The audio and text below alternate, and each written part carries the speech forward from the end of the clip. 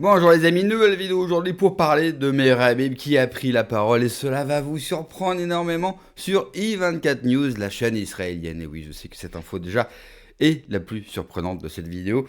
Et Meher Habib, le porte-parole bien sûr de la France d'Israël bien sûr et de Benjamin Netanyahu, eh bien lui, non content bien sûr d'avoir attaqué le Liban, d'avoir détruit Gaza, de foutre la merde dans la région, d'attaquer l'Iran, et maintenant, ils veulent s'attaquer à la Turquie, ils veulent déclencher une troisième guerre mondiale messianique. Mais juste avant de l'écouter, bien sûr, n'oubliez pas comme d'habitude de vous abonner, le pouce, le commentaire, le partage, le boost de la vidéo. Je remercie tous les donateurs et je remercie tous ceux qui m'ont rejoint sur Patreon. Vous avez tous les liens en description sous la vidéo, on les goûte et on en parle juste après. Alors, on n'est pas, tout n'est pas fini. La Turquie reste une menace aussi, conviction absolue et importante, aussi pour l'État d'Israël aujourd'hui, avec un Erdogan qui a mis de l'huile sur le feu, mais qui est un peu tenu à ce stade par Trump.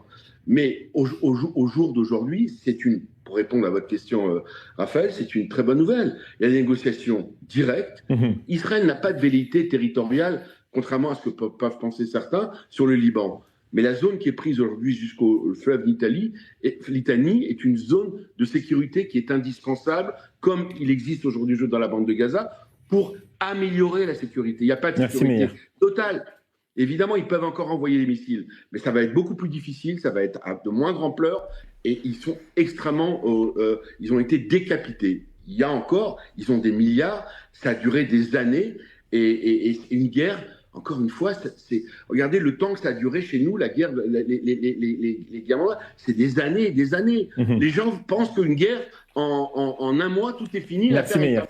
Il a loupé une carrière d'humoriste. Nous ne voulons pas de territoire, mais le territoire que nous avons conquis, bien sûr pour notre défense, faut toujours rappeler que le Liban, leur armée, elle n'existe pas. Le Liban a bien une armée, mais elle n'a aucune capacité. Ensuite, vous avez le Hezbollah. Le Hezbollah, dont les capacités ont été largement amoindries déjà par des frappes israéliennes et par des frappes américaines.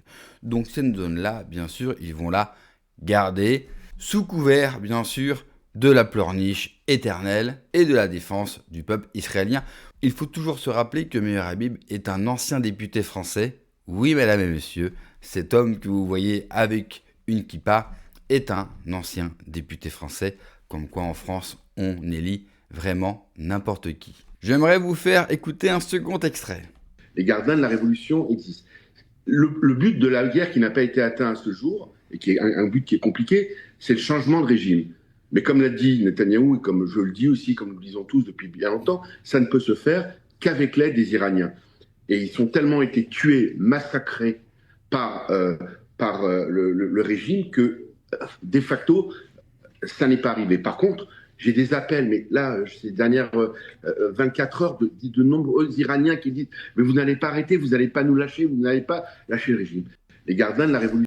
Ça, c'est une excellente vanne. J'ai reçu, écoutez bien, j'ai reçu énormément d'appels d'Iraniens. Oui, parce qu'il y a des Iraniens qui ont le numéro de téléphone de Meher Habib et qui l'ont appelé, quoi. Déjà, quand vous êtes rendu à appeler Meher Habib, c'est que vous êtes vraiment un enfoiré. Et ça, je tiens à le dire. Vous savez, c'est comme l'argument que nous sortent tous les politiques dans des débats. En venant dans votre émission, j'ai parlé avec le chauffeur de taxi qui m'a dit de ne pas lâcher le combat. Bien sûr, Israël ne vise pas un changement de régime. Peut-être que les Américains ont pensé à cette idée.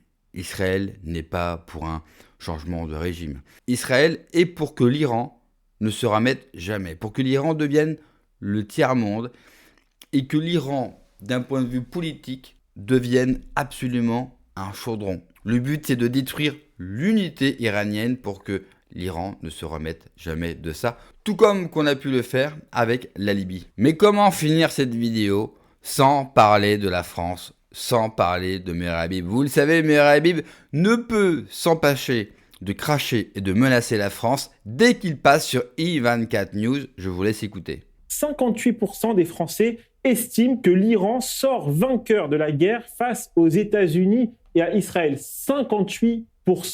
Comment vous expliquez un tel chiffre? Je pense que la désinformation en France est terrifiante et terrible.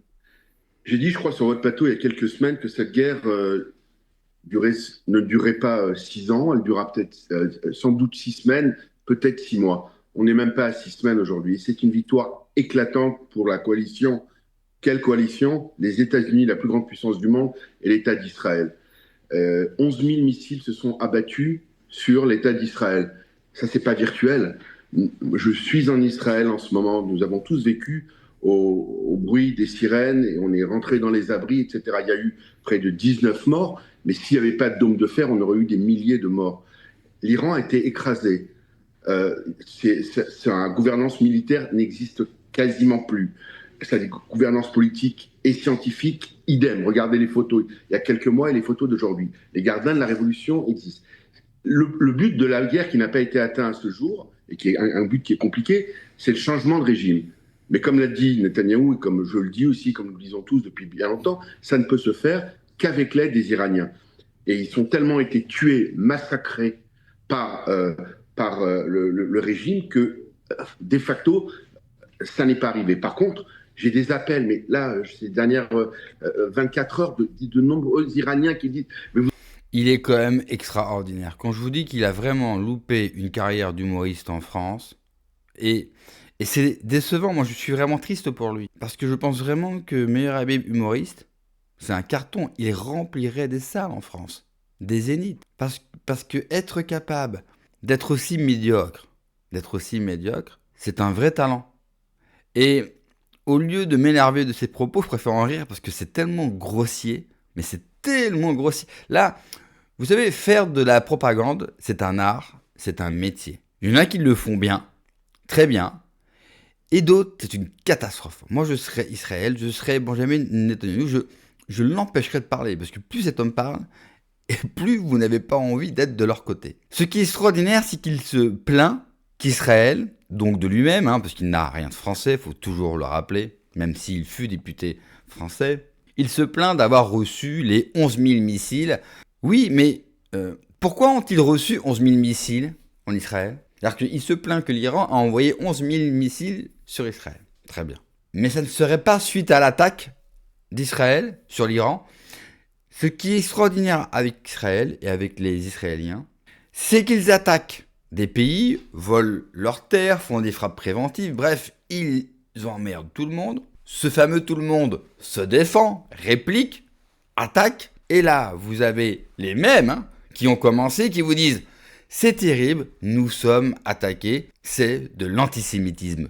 Non, quand tu attaques un pays, généralement, il se défend. Je sais, c'est surprenant, c'est une véritable révélation géopolitique que je suis en train de vous dire, mais généralement, quand vous attaquez un pays, il se défend à son tour et il vous envoie des missiles sur la gueule. Et surtout, ce qui est pire, bien sûr, c'est quand vous attaquez un pays comme l'Iran, mais je prends ce pays vraiment au hasard, qui, depuis plus de 20 ans, s'efforce à construire des drones, des missiles balistiques, des missiles hypersoniques, parce que l'Iran sait depuis plus de 20 ans que vous allez finir par venir l'attaquer, faut pas s'étonner que ce pays est prêt à répondre à votre attaque.